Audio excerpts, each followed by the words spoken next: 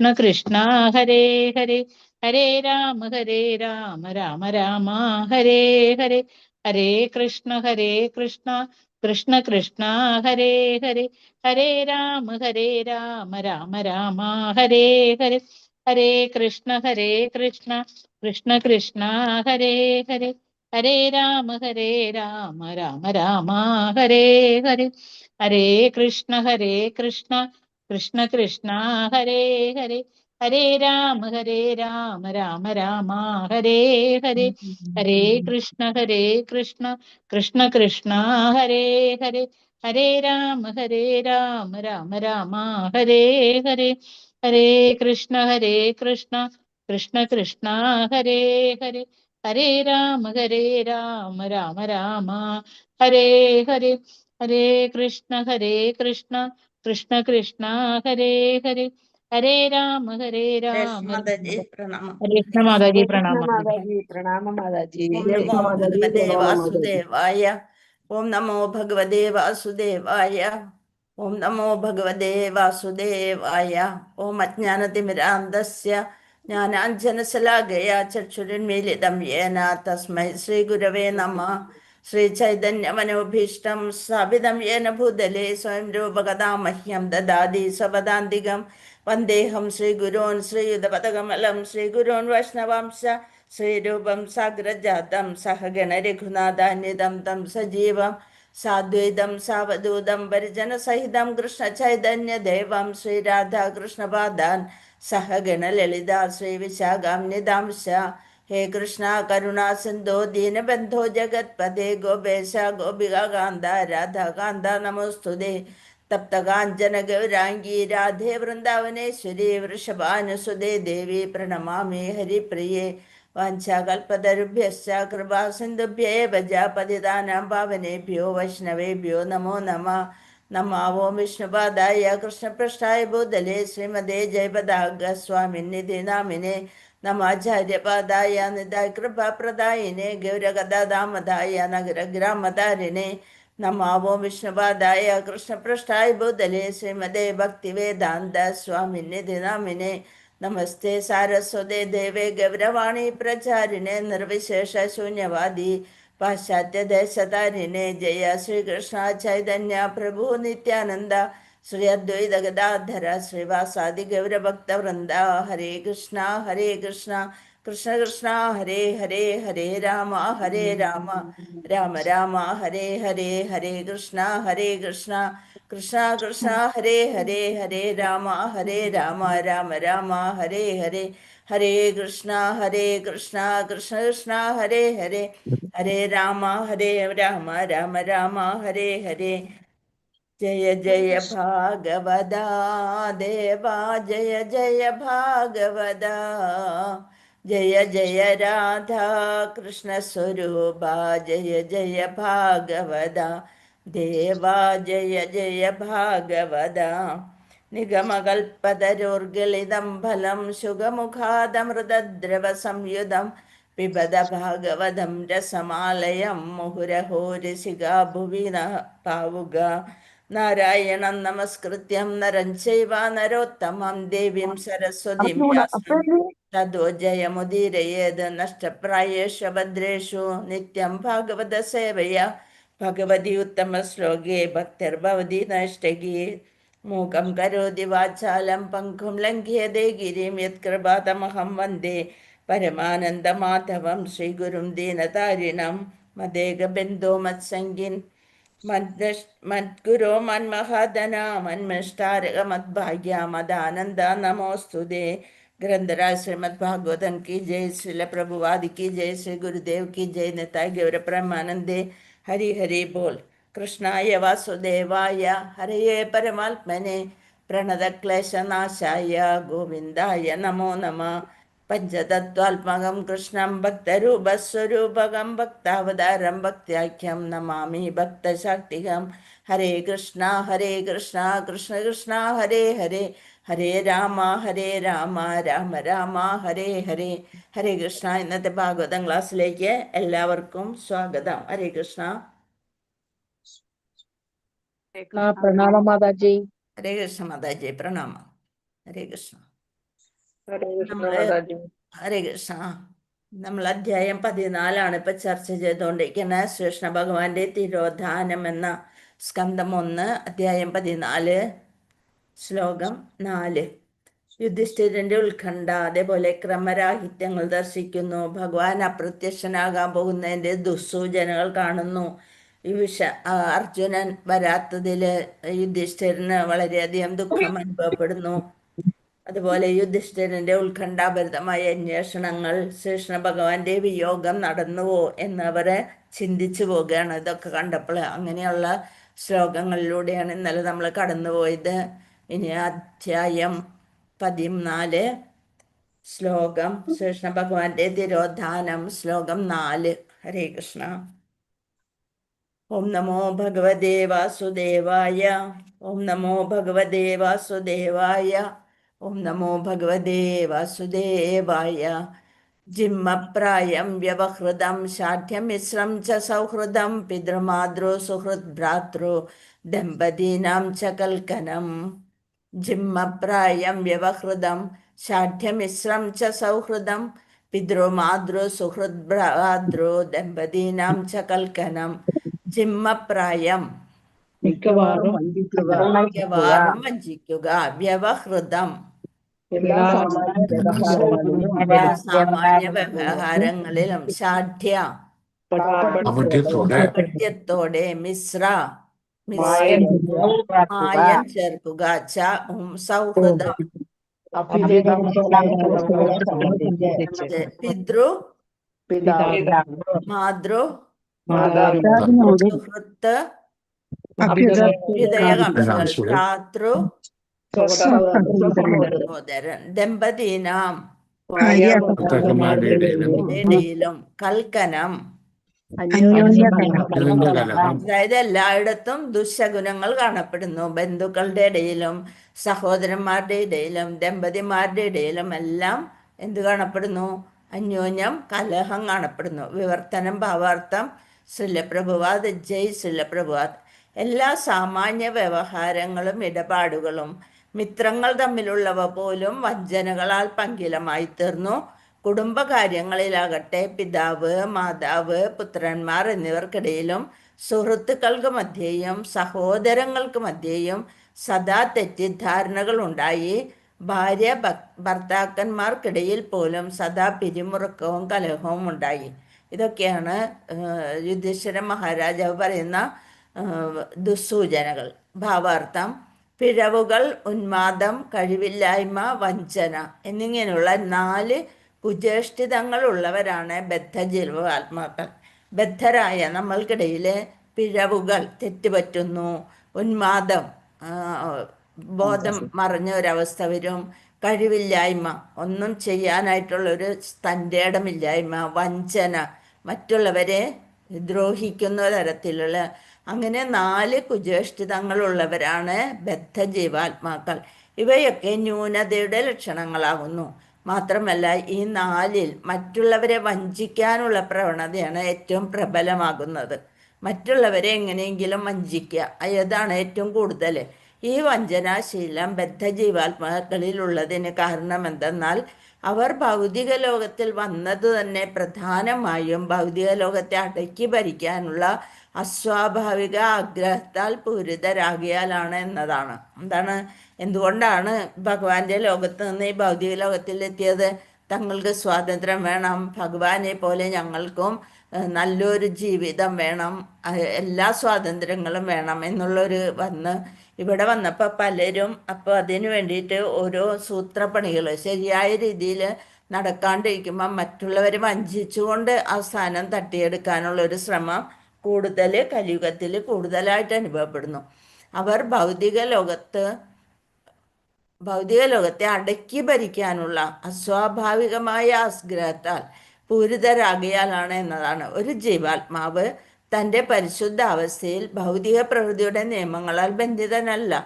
ഭഗവാന്റെ പരമാത്മാവിൻ്റെ ഒരു അംശമായതുകൊണ്ട് ആ ജീവാത്മാവ് സ്വാഭാവികമായ അവസ്ഥയിൽ ബന്ധിതനല്ല. എന്തെന്നാൽ പരിശുദ്ധ അവസ്ഥയിൽ പരമപുരുഷന്റെ നിത്യസേവകനാണ് താനെന്നും പരമപുരുഷ ഭഗവാന്റെ ഉടമസ്ഥതയിലുള്ളവയെ അടക്കി ഭരിക്കാൻ കൃത്രിമമായി ഉദ്യമിക്കുന്നതിന് പകരം വിനീത സേവകനായി തുടരുകയാണ് തനിക്ക് സർവ്വതാ അഭികാമ്യമെന്നും ഒരു ജീവാത്മാവിന് ബോധവാനാണ്. സദാ അവർ കൃഷ്ണ അവബോധത്തിലാണ് ഒരു ജീവാത്മാവ് ഇവിടെ വന്ന് വീഴുന്നത് ഭൗതിക ലോകത്തിൽ. പക്ഷേ എന്ത് സംഭവിക്കും? ഒരിക്കലും അങ്ങനെയായി തീരാൻ കഴിയില്ലെങ്കിലും ഒരു പക്ഷേ താൻ കാണുന്നതിൻ്റെ എല്ലാം യജമാനനായി നമുക്ക് എപ്പോഴും അതെ, എവിടെ ചെന്നാലും നമ്മൾക്കൊരു പ്രത്യേക സ്ഥാനം കിട്ടണം എന്നുള്ളൊരു വിചാരമാണ്. മറ്റുള്ളവർ നമ്മെ ഒന്ന് പൂജിക്കണം അല്ലെങ്കിൽ ബഹുമാനിക്കണം. അതാണ് നമ്മളെപ്പോഴും ആഗ്രഹിക്കണത്. അല്ലെങ്കിൽ നമ്മൾ വന്നിട്ട് പറയും, ഓ അവളുടെ വീട്ടിൽ പോയി തിരിഞ്ഞു നോക്കിയില്ല എന്നുള്ളൊരു കംപ്ലൈൻറ്റ് വരും. നമ്മൾ അറിയാതെ ആയിരിക്കും അങ്ങനെ ഒരാളുടെ മുഖത്ത് നോക്കി എന്തെങ്കിലും ഒന്ന് പറയാൻ പറ്റിയില്ല എന്ന് വരും. അപ്പോഴത്തേനും അവർക്ക് അതിൽ വിഷമാവും. പിന്നെ ഇനി ഞാനാ പണിക്കില്ല, ഞാനാ അവളുടെ വീട്ടിൽ കയറുക പോലുമില്ല എന്നും പറഞ്ഞുകൊണ്ട് നമ്മൾ തിരിച്ചു പോരും അല്ലേ. അപ്പം അതുപോലെ അതാണ് ഇവിടെ പറയണത്. യഥാർത്ഥത്തിലായിത്തീർന്നാൽ പോലും യഥാവസ്ഥയിൽ ഒരു ജീവാത്മാവ് ഒരിക്കലും സംതൃപ്തനാവുകയില്ല. ആകയാൽ അവൻ ഏറ്റവും അടുത്ത ഉറ്റ ബന്ധുക്കളിൽ നിന്ന് പോലും എല്ലാവിധ വഞ്ചനകളുടെയും ഇരയായിത്തീരുന്നു.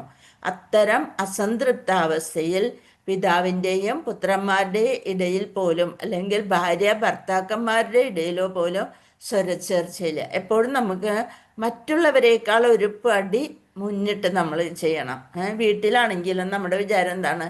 അവരാണ് ഈ കുഴപ്പങ്ങളൊക്കെ ഉണ്ടാക്കുന്നത്, ഞാൻ മാത്രമാണ് പെർഫെക്റ്റ് എന്നുള്ളൊരു ചിന്തയാണ്. മക്കളായാലും ഭർത്താക്കന്മാരായാലും അല്ലെ ഭാര്യമാർക്കായാലും അങ്ങനെ ഒരു ചിന്ത വരുമ്പോഴാണ് നമ്മൾ മറ്റുള്ളവരെ അനുസരിക്കാനും. ഒന്ന് ദേഷ്യപ്പെട്ടാൽ അതിന് 10 ദേഷ്യം അങ്ങോട്ട് തിരിച്ചു കൊടുത്താലേ നമുക്കൊരു സമാധാനം കിട്ടുള്ളൂ. അല്ലെങ്കിൽ ഒറ്റയ്ക്ക് പോയെന്നും ഉറക്കെ പറയാൻ പറ്റിയില്ലെങ്കിൽ ഒറ്റയ്ക്ക് പോയി നിന്നാലും നമ്മളതൊക്കെ അവസാനിപ്പിച്ചിട്ടേ വരുള്ളൂ. അങ്ങനെ പല പല ഇതുകളൊക്കെ നമുക്കറിയാം. അപ്പോൾ അതിനൊക്കെ ബഹുമിടുക്കന്മാരാണ് ഇവിടെ ഇരിക്കണ എത്ര പേരുണ്ട് ഇപ്പോൾ? എല്ലാവരും അല്ലേ? 36 പേരുണ്ട്. ഇതൊക്കെ പറയുമ്പോൾ പെട്ടെന്ന് മനസ്സിലാവും.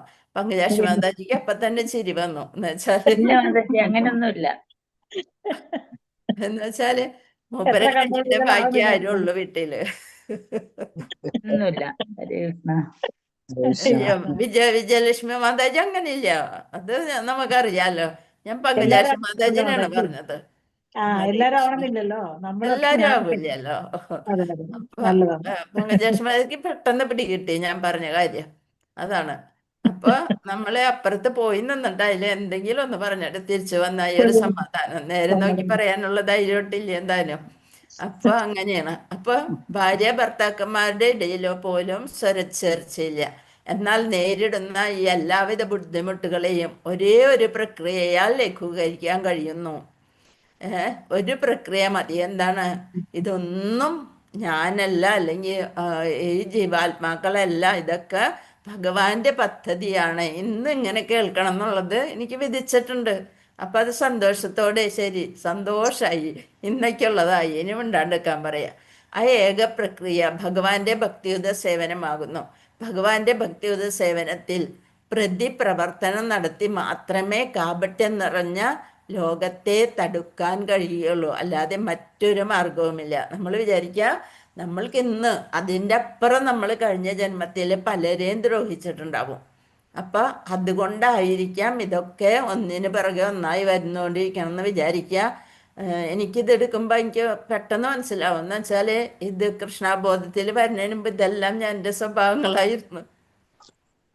അപ്പം പെട്ടെന്ന് മനസ്സിലാവും. അപ്പം എന്താണ്, നമുക്കിത് എടുക്കുമ്പോൾ മനസ്സിലാവും. ഇപ്പോഴാണ് അതെല്ലാം ഒരു ചെറിയ സന്തോഷം തോന്നുന്നുണ്ട്. നമ്മളൊന്നും മിണ്ടാണ്ടിരുന്ന് കഴിഞ്ഞാൽ ഈ വീട്ടിലെ ഏറ്റവും പൊട്ട സ്വഭാവം നമ്മുടെ തന്നെയാണെന്ന് നമുക്ക് മനസ്സിലായി തുടങ്ങി. അപ്പം അതുകൊണ്ട് കുറച്ചൊന്ന് മിണ്ടാതിരുന്ന് കഴിഞ്ഞാൽ അത് തനിയെ മാറിപ്പോകും. അപ്പം അതുകൊണ്ട് എല്ലാവരും അങ്ങനെ ഒരു സമീപനം എടുക്കുക. അല്ലെന്നുണ്ടെങ്കിൽ അവർ പറഞ്ഞ് അവർ തന്നെ ഷെടാ ഇതെന്ത് പറഞ്ഞിട്ട് യേശുണില്ലല്ലോ എന്ന് വിചാരിച്ചുകൊണ്ട് അവർ നിർത്തിപ്പോയിക്കോളും.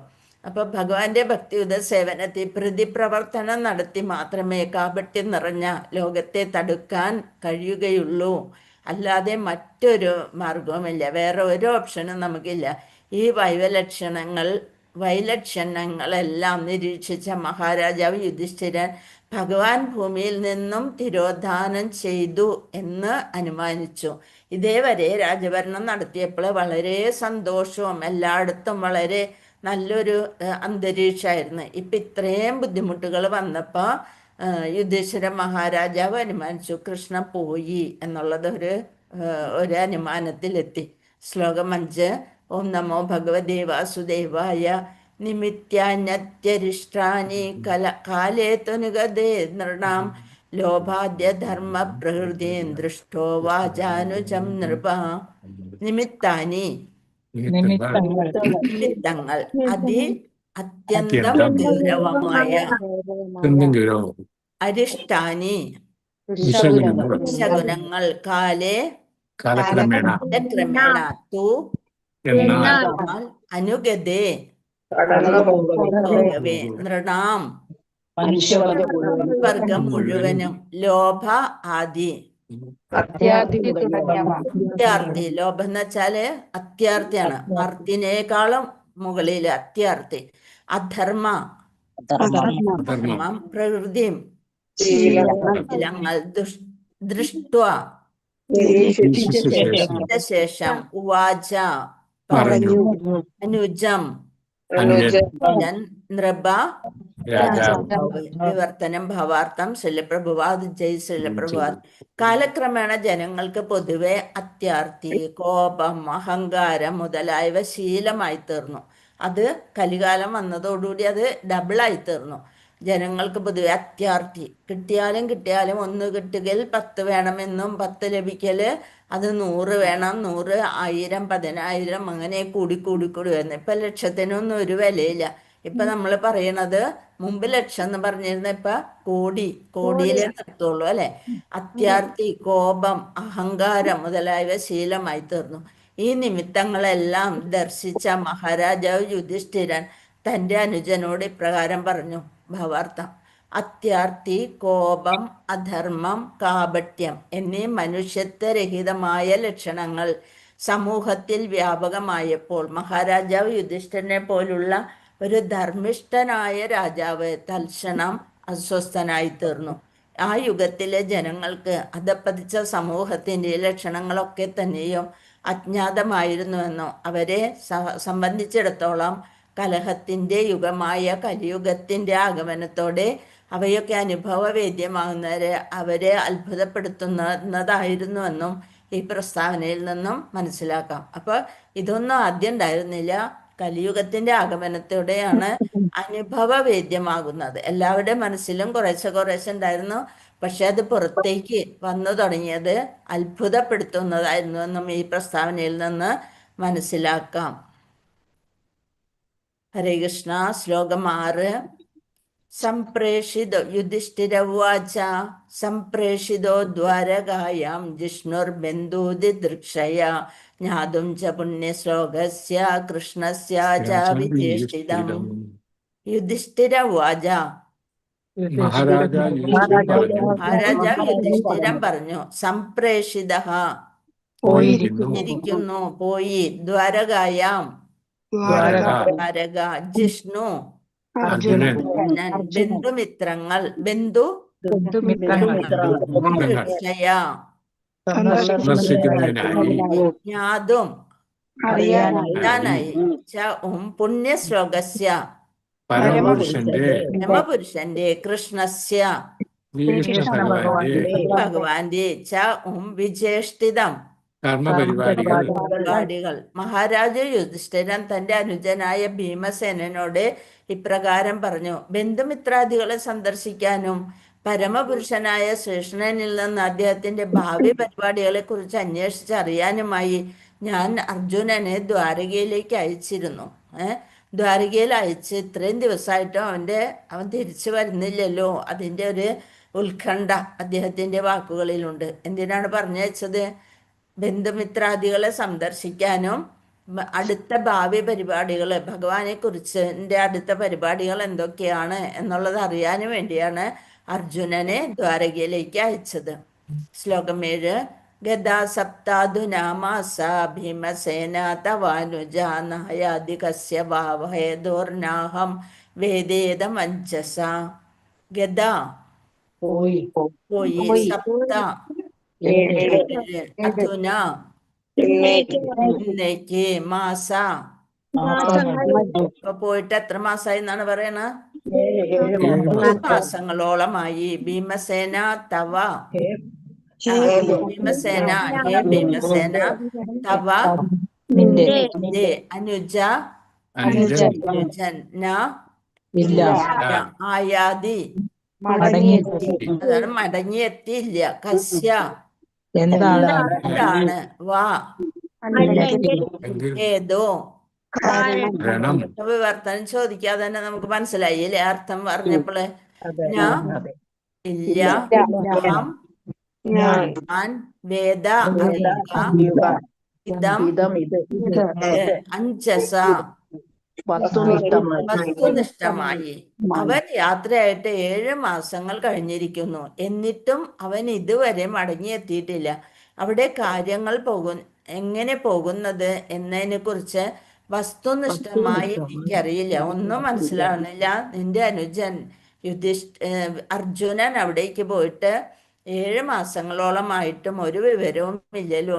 എന്താണ് അവിടെ കാര്യങ്ങൾ എങ്ങനെ നടക്കുന്നുവെന്ന് പോലും എനിക്കറിയാൻ സാധിക്കുന്നില്ല. അതിന് ഭാവാർത്ഥമില്ല. ഇനി ശ്ലോകം 8. അഭിദേവർഷിണാദിഷ്ട സകാലോയമുപസ്ഥിതഃ യഥാത്മനോ അംഗമാക്രീഡം ഭഗവാനുത്സൃക്ഷതി. അഭി അങ്ങനെയാണോ?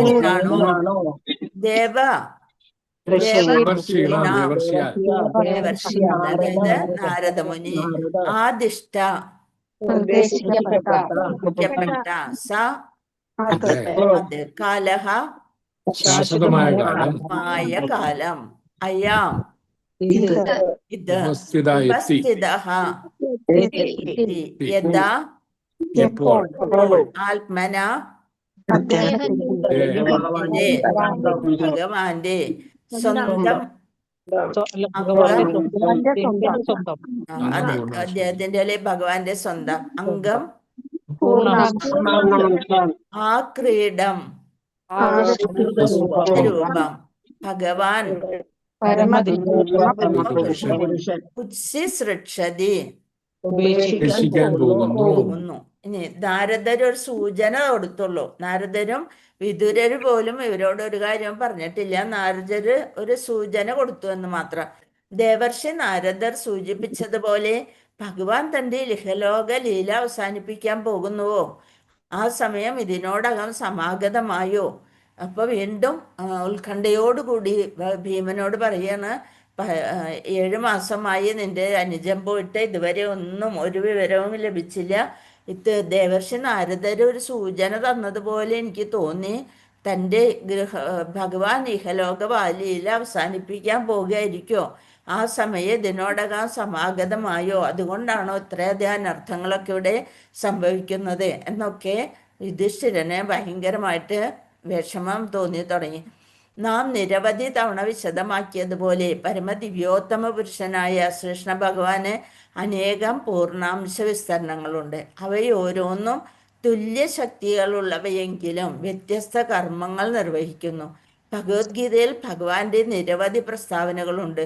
ഓരോ പ്രസ്താവനകളും വ്യത്യസ്ത പൂർണ്ണാംശങ്ങളെ അഥവാ പൂർണ്ണാംശങ്ങളുടെ അംശങ്ങളെ ഉദ്ദേശിച്ചുള്ളതാകുന്നു. ദൃഷ്ടാന്തമായി ഭഗവത്ഗീതയിൽ ഭഗവാൻ ശ്രീകൃഷ്ണൻ ഇപ്രകാരം അരുളി ചെയ്യുന്നു: ഹേ ഭാരത, എപ്പോൾ ഇവിടെ ധർമാചരണത്തിന് ക്ഷയം നേരിടുന്നുവോ, എപ്പോൾ അധർമ്മം തഴച്ചു വളരുന്നുവോ അപ്പോഴെല്ലാം ഞാൻ അവതരിക്കുന്നു. ഭഗവത്ഗീത 4:7 ശ്ലോകം. അതേതാണത്? യഥാ യഥാ ഹി ധർമ്മസ്യ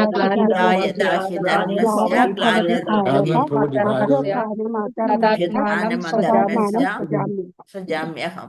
അങ്ങനെ അതേപോലെ പിന്നെ 4:8 ഭക്തന്മാരെ രക്ഷിക്കാനും ദുഷ്കൃതികളെ നിഗ്രഹിക്കാനും ധർമ്മത്തെ പുനഃസ്ഥാപിക്കാനുമായി യുഗം തോറും ഞാൻ അവതരിക്കുന്നു. പരിത്രാണായ സാധൂനാം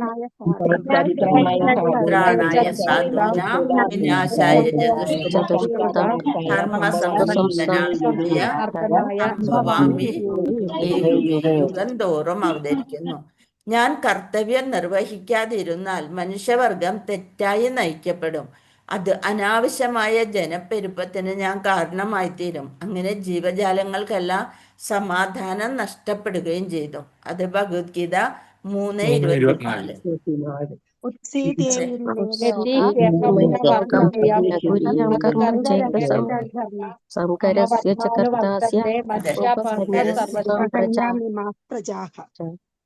ഹരേ കൃഷ്ണ.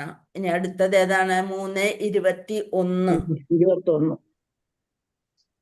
യദ്യഥാചരതി ശ്രേഷ്ഠ തത്തദേവതരോ ജനാഃ സയപ്രമാണം കുരുതേ ലോകസ്തദനുവർത്തതേ. യദ്യദാചരതി, എന്താണോ നമ്മൾ ആചരിക്കുന്നത്, ശ്രേഷ്ഠസ്ഥ തത്തദേവേതരോ ജന സയത് പ്രമാണം കുരുതേ ലോകസ്തദനു വർത്തതേ.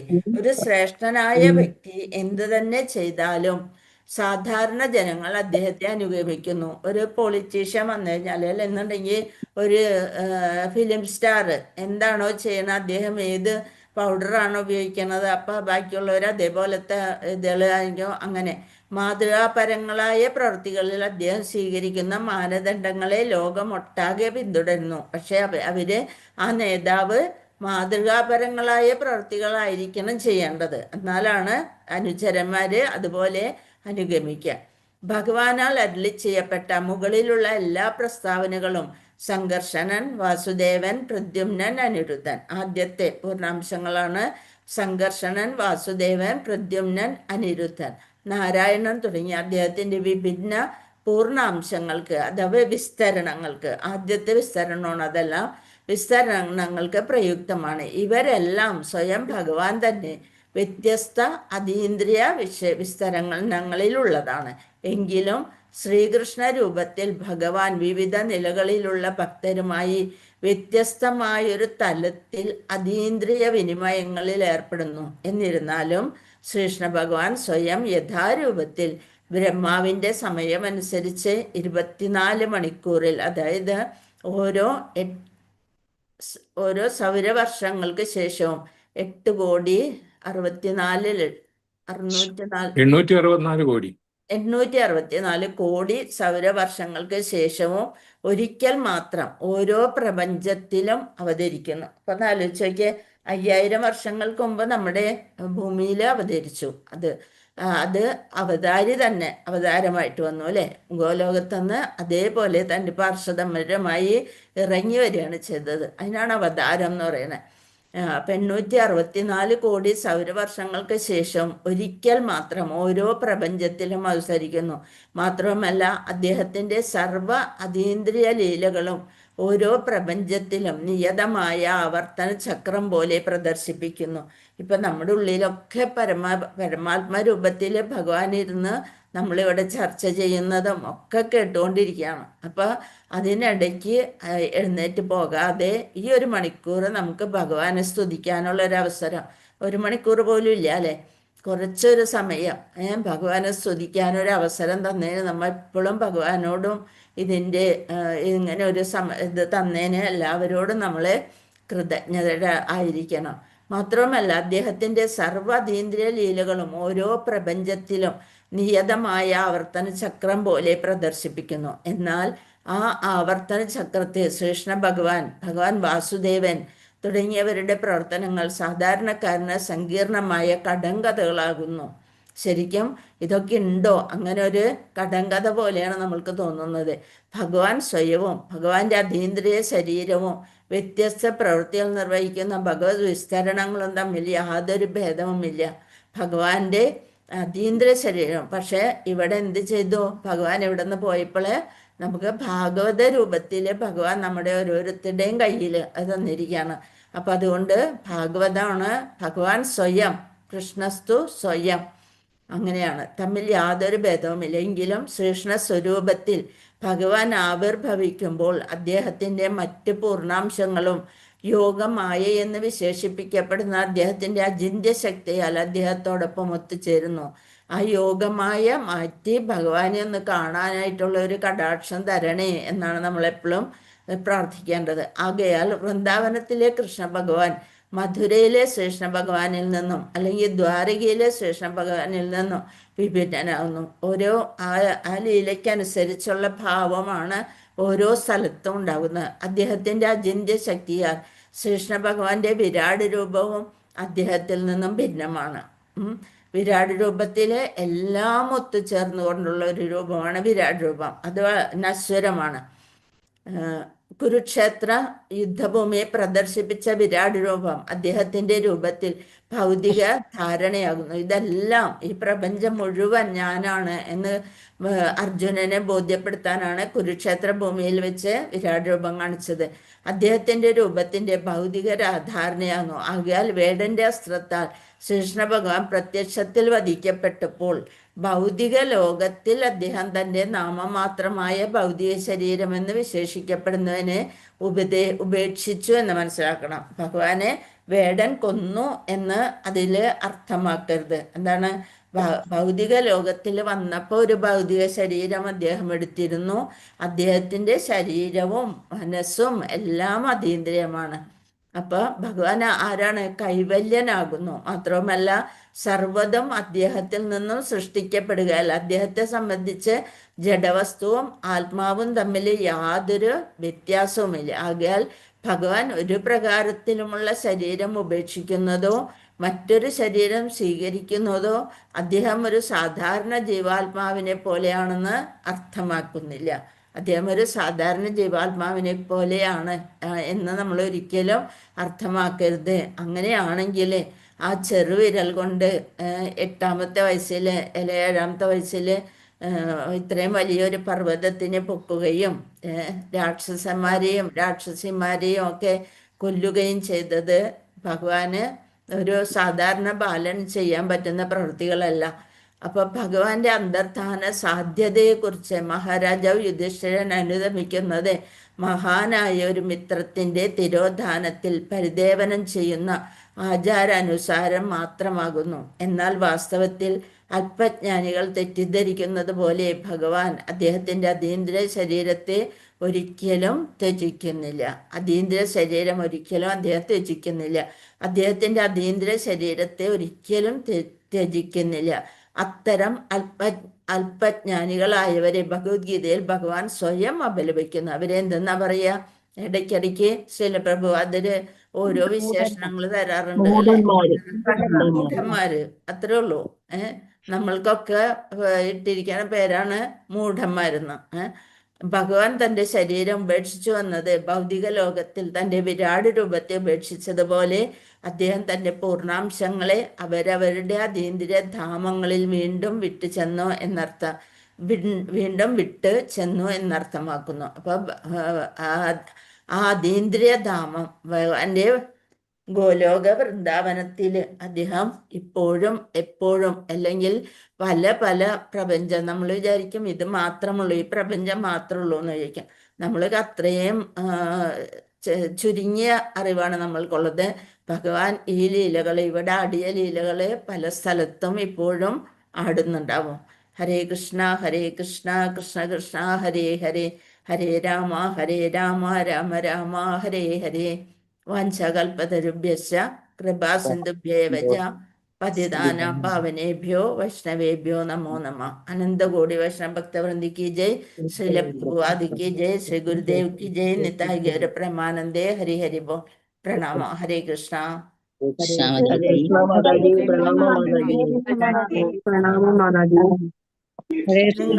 നിങ്ങളുടെ പ്രാർത്ഥന കൊണ്ടാണെന്ന് തോന്നുന്നത് എന്റെ തൊണ്ടവേദനയൊക്കെ വളരെ കുറവുണ്ട് കേട്ടോ. ഭയങ്കര വ്യത്യാസമുണ്ട്. ഹരേ കൃഷ്ണ. ഹരേ കൃഷ്ണ. മാതാജീനെ ഗുരുവായൂരിന്ന് കൊറേ നോക്കി കാണാൻ. ഹരേ കൃഷ്ണ.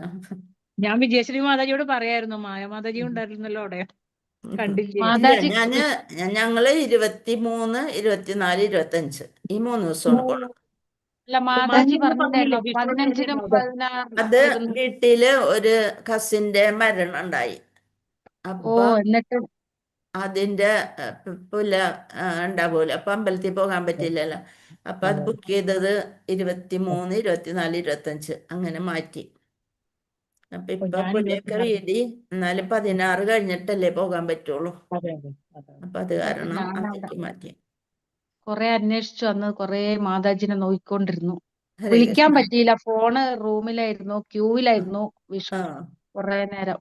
നല്ല തിരക്കുണ്ടാവും അല്ലെ? വൈഷ്ണവ ഇതും വൈകുന്നേരം വിഷ്കണി കാണാൻ വേണ്ടി വൈകുന്നേരം 6:30-ക്ക് നിന്നിട്ട് പിറ്റേന്ന് 3:30-ക്കാ മാതാജി കണ്ടത്. എന്റെ കൃഷ്ണ. പിന്നെ ഞാൻ ഇസ്കോണില് ഹരേഷ്ണ പോയിരുന്നു. മാതാജി, ഹരേഷ്ണ മാതാജി, മാതാജിയുടെ പുറകെ ഇരിക്കുന്ന ആരാ?